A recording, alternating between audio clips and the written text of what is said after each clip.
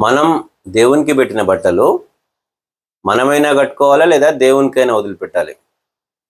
దేవునికి మనం పెట్టినటువంటి బట్టలు మనమే నన్ను కట్టుకోవాలి లేదా దేవునికైనా వదిలిపెట్టాలి. అంతేగాని మనం దేవునికి పెట్టినటువంటి బట్టలు వేరే వాళ్ళకి ఎట్టి పరిస్థితుల్లో పెట్టకూడదు.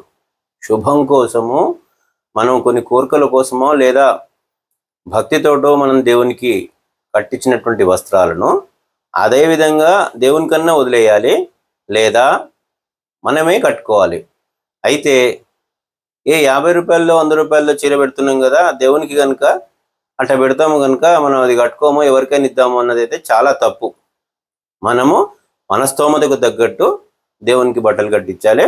అవి మనం కట్టుకుంటే శేష వస్త్రాలు, చాలా పుణ్యం, లేదా ఆ దేవునికే వదిలేయాలి. అంతేగాని అవి కట్టించి తీసుకొని వచ్చి ఎవరికి పడితే వాళ్ళకి ఇవ్వద్దు, మనమే కట్టుకోవాలి. ధన్యవాదాలు. ఇంకేమైనా అనుమానాలు ఉంటే నాకు కామెంట్ రూపంలో చెప్పండి, ఖచ్చితంగా దాన్ని వివరణిస్తాను.